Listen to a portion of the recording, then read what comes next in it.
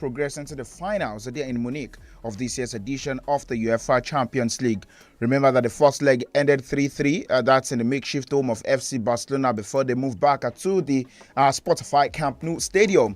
But for the 3-3 results in which went down last week, well, the tie definitely is in open air. And of course, both teams are still vying for a spot in the finals of this year's edition of the UEFA Champions League. Outside the UEFA Champions League, we have other sporting stories to discuss. It's all about the Italian Jannik Sinner, the man who won the Australian Open earlier this year. He is making his return, and of course it starts with the clay court tournament there in Rome. Lucas Paqueta, we'll discuss about him on the show also this lovely afternoon. Nottingham Forest, their result yesterday. What does that mean in their pursuit for UEFA Champions League places for next season? Well, 𝐃𝐈𝐒, well, I know if he's listening now, he would have his hopes so high, saying he called it Nottingham Forest won't finish above that's Chelsea and Manchester City. And then we talk about Trent Alexander-Arnold, whom yesterday came out to say that he's leaving the Cops, Liverpool, the Merseyside team, at the end of the season. And for Real Madrid, whom of course are going to be involved in the FIFA Club World Cup, they are hoping to sign Trent Alexander-Arnold before the Club World Cup begins. So all of this we'll discuss on today's edition of the show right on 32 FM 94.9. And of course, you are listening to the voice of Oluwatimilei SAMIES on the program this lovely afternoon. I have Peter next to me, but we'll start straight from the UEFA Champions League, where we begin from the game set to go down later tonight. And we'll take a listen to the words of Hansi Flick first before I get the reactions of Peter as regards all of these headlines in which we want to reload, and also the new ones in which we have for discussion on today's edition of the show. The words of Hansi Flick. I hope good. So I think when we start the season, no one had any idea what we achieved till now, and for me it's like it's not about pressure. It's now we play a final before the final, and we want to show how good we are. We want to show how we can play as a team, and we want to make the fans proud, the families proud, the club proud, and this is what we want to do. No, they are really good in defending, but also they are strong in attacking, and they are not, they are in the semi-final, and there are four really good teams, and we are one of them. But also Inter is a huge opponent. No, it's great, but for us also that we won match is now very important, and of course tomorrow this is a great opportunity to get in the final, and to Munich, Germany, and I would like it. All right, so they listen to the words of Hansi Flick. He would like it for the Bulgarians to reach the finals of this year's edition of the UEFA Champions League. Well, I would love to say that this is a winner-takes-it-all situation, but then we know the game in which the winner takes it all. That's the game set to go down on the 31st, where we would have the final of the UEFA Champions League. And for 32 FM, we all know that this has been a culture for us where we have that's the biggest football watch party at every edition of that's the UEFA Champions League finals. The venue remains the same, the racecourse at Damasigba. And of course, we know that that time will definitely come. Peter, good afternoon. Long day. Just trying to ensure that things work well ahead of the UEFA Champions League. The 31st of this month, like you did mention, we're counting down, and definitely will be there by His grace. Hansi Flick is from Germany. He coached a German side to win the Champions League when we had COVID, and that was him beating PSG. Maybe PSG will be the team to play against on the 31st, but hey, we have to wait and chill to wait what will happen tomorrow night in Paris. But first, today in Milan, where they will be hoping for a win. They had considered against Valladolid, considered against Inter, 4 goals in 2 games tonight. Madrid. Yes. Take it back. Yeah, and so tonight is wait to see how many will they concede. Hansi Flick, Simeone, both managers have played the UEFA Champions League before. One have lost, one haven't. And so it's a big night for both teams. Will it go to 90 minutes? I don't know. But the good news for Barca is that the Polish international Robert Lewandowski is back for the side. Will he be on the bench? It looks like he will be on the bench according to Hansi Flick. But they're hoping he will start the El Clasico on Sunday afternoon. But this It's all to play for tonight. Same 11 to start like they did about a week ago. I expect that to be the case. A few players out injured. Alejandro Badi will not be. Yeah, will he draft in Eric Garcia to play from the right back, or Ronald Araujo to play from that position, and then Inigo Martinez to probably play from the left wing side, Christian Eriksen and Paul Kubasi play in the middle of the park. Frank Case and been playing well with so much seamless and with so much ease rather. And I saw comment from Tony Cruz. If Tony Cruz is saying that about the Barca player, then you know it's good. So same 11 I'm expecting tonight. Again, Lamine Yamal, Rafinha, these two can decide this game. As on the park, he's out injured. Martinez didn't play over the weekend. He's back in the side right now. Marcus Thuram, we saw what he did in the first leg. Who's for the wings? Because, you know, for Inter Milan, it's about the wing back who are pushing forward. In the Dutchman, Dumfries, who scored 2 goals at the home, play him or play Carlos Augusto, the Brazilian there. They said everybody should just wait and see how's going to put his team up. So for Barca, rested player over the weekend. Same also for Inter. SAMIES, it goes to show you that this game is key. Both managers are just taking it slowly. But tonight, are we going to see all buzzing, all fire approach, all business from one end to the other, like we saw in the last when these two guys met a couple of days ago? It was Inter smoking Barca 2-0 in the first opening minute, and we saw how Barca reacted. So for this one also, I'm hoping that will give me a reason to stay up a bit late and enjoy this game. But if you ask me, Sammy, who's going to take this one, it's a close call.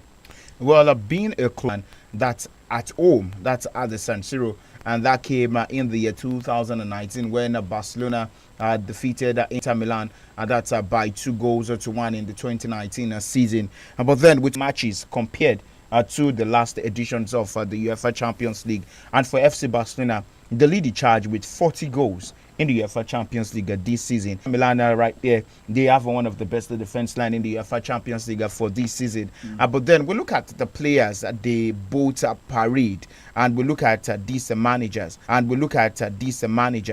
I want to start from the side of that's Inter Milan. The losing side, the side that lost the UEFA Champions League to the hands of the side that lost the UEFA Champions League to the hands of that's Manchester City. We look at the consistency build that they've had, talking about Inter Milan. How can you say that this can get them motivated also to go ahead till they reach the finals of the UEFA Champions League, knowing that in the last 3 years they've been there and they want to do better than what they did in the last 3 years? If you take a look much in terms of the difference, Onana left Manchester United, Lukaku left the side, and then I'm not going to look at the starters for that night. There was 𝐒𝐄 at a point in time. He also left Inter Milan. Brozovic also left to join the Saudi Pro League. Not too many changes. And like you mentioned, they've played in the final in the last couple of years. Once, another one might be locking in the next few hours. For Barcelona, the last time they were playing the final of the UEFA Champions League, they won. And that was in 2015, beating Juventus in the final. Many players were there. So these players are retired now, if not most of them. But you probably want to mention Neymar was in his squad and he's still playing football, though not the best of him. So I think for football, though not the best of him. So I think for Inter Milan, they're close. They have a sense. But that is on the other hand. If you take a look at a manager who was there a couple of years ago, and Hansi Flick. And if you read Hansi Flick's stats well, you'll find out that he hasn't lost a final. So he wants to get to the final and play whoever, the French champion, the team that is probably don't look like they want to finish second, even though they stand a chance of doing that, Arsenal in England. So you take a look at both benches. They've got experience in terms of the handlers. On the pitch also, you say Inter Milan, how many players in that side have won the UEFA Champions League? For Barca also, none of these players were playing for Barca the last time they were playing in the final of the UEFA Champions League. Rafinha hasn't won it. Lewandowski have won you pick out with Bayern. Ter Stegen, the only man remaining. Thank you for reminding me about that. Joined them for Borussia Mönchengladbach the season before. So Robert Lewandowski is a winner. The German goalkeeper is a winner. Even though I don't see him beating goal tonight, it's going to be Szczęsny again back in goal for Barca tonight. Of course, he's played in that San Siro so many times, where with Roma and of course with Juventus Football Club. And you begin to take a look at the number. Christensen with Chelsea Football Club won the UEFA Champions League. So just count a few of them in that Barca side that have won it. But for Inter Milan side, I can't really see any of them as I speak right now that have won UEFA Champions League. So, Sam, the question now is, who is hungrier? Who is hungrier? Well, that's actually a big question. But one man would be hoping to make history later tonight, and it's Brazilian himself. That's Rafinha, where he has been involved in 20 UEFA Champions League goals this season, 12 goals and 8 assists, one shy of the record for goals and assists in a single campaign. And then that record is being held by Cristiano Ronaldo, where in the 2013-14 season he had 17 goals and 4 assists. And Rafinha has that in sight. But then I think we have that to pay a commercial. But then maybe, we'll just do that. And when we come back, it will be time to talk about some other sporting stories. And maybe I would open the phone lines to have the audience also call in and predict who is going to get into the finals between Inter Milan and FC Barcelona in the UEFA Champions League for this season. And the numbers to call are 0705 5000 949, 0809 7000 or 0906 2000 949. Feel better about your life. 32 FM 94.9, the antidote to depression.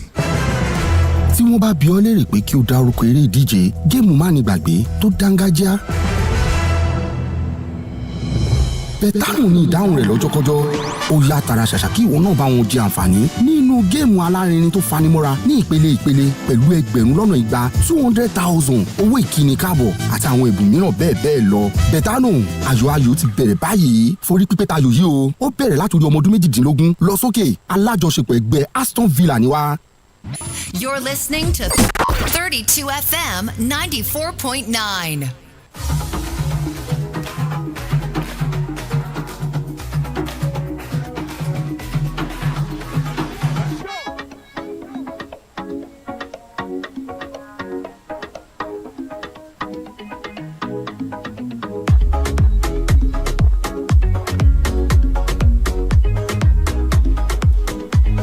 All right, welcome back where we've had the discussion of the UEFA Champions League. And like I said, you can call into the studio to drop a prediction about which side is going to reach the finals of this year's edition of the UEFA Champions League. And the numbers to call are 0705 5000 949, 0809 7000 949, or 0906 2000 949. But we move away from the UEFA Champions League now and then talk about some other sporting stories where it is all about Lucas Paqueta. We all know the incident between players and that's a few players and gambling and all that. But then for Lucas Paqueta, the Western midfielder's wife, he has said that, we have our Victor calling. Good afternoon, Victor. Yeah, good afternoon. This is Victor from Soka. Okay. Yeah, I'm definitely listening, and then, I will hope at the end of the day that my prediction will win. Keep quiet. All right, now talking about the UEFA Champions League, I expected it to be an easy ride for FC Barcelona, but that draw in the first leg in Barcelona's makeshift home put the game kind of in a balance. But I still expect Barcelona to somehow qualify for the final, either through penalties or whatever. But I see Barcelona qualifying for the final, where they will play PSG in the final. Why can't you wait till tomorrow before we ask you who is going to get into the final? That one is already over. That one is over. That is over. Okay. Thank you so much, Victor, for saying that. But then, stay locked in. We still have that conversation with you. And we'll wait for the last 3 games of the season in the English Premier League. But then, that's how Victor saying FC Barcelona are going to get through into the UEFA Champions League finals, courtesy of any more victory over that Inter Milan later tonight in the UEFA Champions League. But like I was saying, it's all about West Ham Football Club's midfielder Lucas Paqueta, where his wife has said that their family, they've been living in a nightmare for 2 years amid an investigation over match fixing. Remember that the Brazilian international is awaiting the outcome of an English Football Association hearing over the sport fixing charges for deliberately receiving 4 yellow cards in the Premier League matches for betting purposes. Well, if found guilty, he could face a lifetime ban, and he has denied any wrongdoing. Well, these are issues with players, and then that's which definitely is against the ethics of their profession.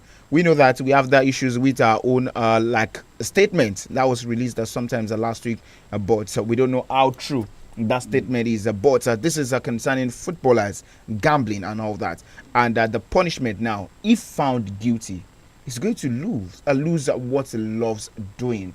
And should this happen, is this going to be the best situation for Lucas Paqueta? It's not going to be the best for him.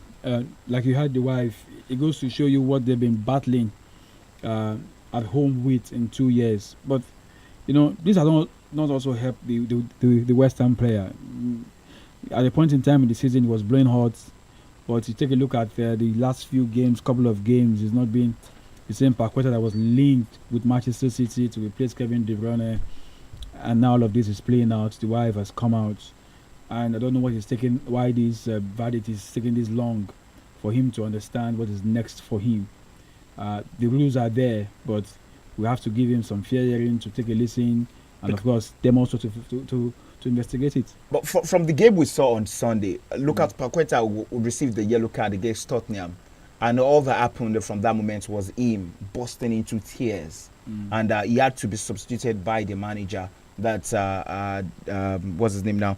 Graham Potter. Yeah. But Graham Potter, right after the game, said that Paqueta's tears were down to frustration. And he said that he thinks he's just a player that's trying his absolute best and wants the situation to be better, and probably got a bit frustrated with the action. Then you see a human being, not perfect, but I love Lucas. He's given everything, and in difficult circumstances, he is in as well. He's given everything, and he's absolutely fine now. But then you made mention of Paqueta's level of performance. If not, one of the finest midfielders we had in English football for the last 2 seasons. Yeah. But this season, he has been performing below expectation. It goes to show you what I said all the time. He's really struggling. For the wife to have said that he's got that on his head, and you don't expect him to pay 100% attention. And the coaches before now, Lopetegui, who has joined as the head coach of Qatar, now you have Graham Potter in charge, will be working, and of course the psychologist also will be working hard just to ensure that he's in the right frame of mind to play the game. So let this be done. The season will be over in the next few weeks. Hopefully we can have all of this settled to find out if it's good enough to return for 25-26 football season. If not, then we might probably be seeing play his last game for West Ham Football Club. Well, just as we are talking about players ban and suspension, we go straight to tennis, where we talk about world number 1, Jannik Sinner, who said yesterday that he was heading into the Italian Open with low expectation as he makes his comeback after serving a 3-month doping ban.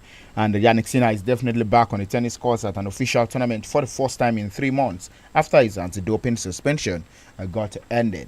But let's take a listen to the words of Jannik Sinner while speaking about live during suspension. At right now? That's a good question. About the percentage I don't know. I don't have the feedback of the official match, because I feel like the official match gives you then the feedback of understanding where you're at. Of course we try to practice as much as possible in the gym, but also in tennis. Mental-wise, I feel good because I'm happy to be here. So whatever we could control and what we can control, we controlled. You know, and now it's back again to hopefully play some good tennis, and it might take some time, but I'm happy to be here. What was the most memorable moment during these 3 months without tennis? And did you discover or learn anything new about yourself during this time? Yeah, I mean, many things. You know, I spend a lot of time with my family and friends. We try to maximize our time with happy time, you know, because usually all people around me, they go with my pace, and then this was the time where I can go with their pace, you know. So it was nice. I understood how I am as a person, also off the court, and you know, it takes time. Usually we always from one tournament to the other and to the other. Like this, it was a bit different. I went, you know, to do a lot of things with my dad, for example. You know, it's things that I didn't have time before. So it was something very special for me. Thank you. All right, today you listen to the words of Jannik Sinner. truly, he never had the time, but this came as a time for him to bond with his family. But after 3 months, Yannick Sinner is going to be back at playing tennis.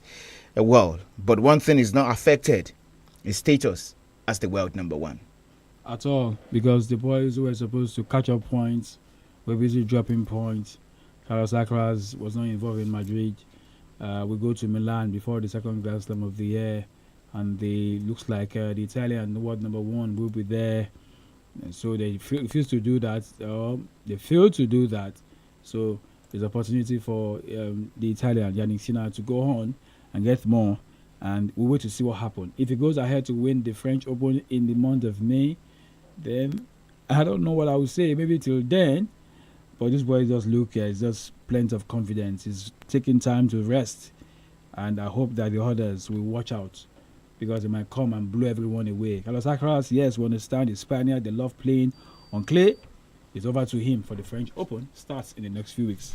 All right, as that starts in the next few weeks, well, definitely we'll discuss about football once again, where it's all Nottingham Forest. 1-1 yesterday against Crystal Palace there at the Shout Park. Then it's all about the struggle for this club side to retain their status as that's a potential UEFA Champions League team for the 2025-2026 football season. That result meant that for Nottingham Forest, they are now 6th in the English Premier League, just 1 point shy of Aston Villa, who are 7th in the Europa Conference League spots for next season. It's all to play for. 3 games left. Nobody should think it's over yet. Nobody should think it's over. Maybe for City, I've got a run in, not too difficult like Chelsea, like Nottingham Forest, like Newcastle, because Chelsea will still play Newcastle and Nottingham Forest. So I'm not saying it's over for Chelsea. I'm not saying it's not done yet for any. The Newcastle will play Chelsea and this weekend, Arsenal this weekend, and Arsenal will play Liverpool. They'll play Arsenal. They'll play Southampton. So it's not done yet. So nobody should think it's Nottingham Forest. Yes, getting a point yesterday, they might look back and say, "Oh, that's cool," rather than losing maximum points. So it's not done yet. Villa also have got game coming up. The game against Spurs has been rescheduled summer because Spurs are looking like they'll be playing the UEFA Cup final. So the FA has agreed to move their game, or the body in charge of the league have agreed to move their game to some other dates just to accommodate them. For Villa, they actually have a run of 3 difficult games. Bournemouth, Tottenham. I didn't mention Villa. I told you that those guys there, no one is going to get it easy in the last 3 games. I just mentioned I know Villa also have got difficult games. You see it yourself a few seconds ago. So it's not over yet for anybody. But like I said, good result yesterday for Nottingham Forest. It might not be maximum point. Good also for Chelsea on Sunday, beating Liverpool in that game by 3-1. And Newcastle not also dropping points against Brighton. Every one of them had difficult games. Arsenal played Bournemouth. They lost. Bournemouth are also pushing to play somewhere in Europe next season. So it's not going to be done yet. The 3 games coming up are going to be very, very crucial for these teams who are looking to play in the UEFA Champions League or in the UEFA Cup. All right. Maybe we'll come tomorrow to continue on the statement made by Arsene Wenger. We have definitely said that teams who win the UEFA Cup, talking about the Europa League, should stay playing in the UEFA Europa League. But this is how far we can go on to this edition of the show right on 32 FM. We'll come again tomorrow, 7:45. That's a.m. for Scoreboard in 15. And then we'll come back later in the afternoon for Scoreboard Reloaded. But hopefully till then, let's enjoy the beautiful game of football set to go down there at the San Siro later tonight. That's talking about the game between Inter Milan and FC Barcelona. And of course, from other games on the continent, by 4 p.m. we'll have Zambia against Tanzania, and by 7 p.m. Sierra Leone will be up against South Africa. I am SAMIES, your sports captain, and I've done this alongside Peter.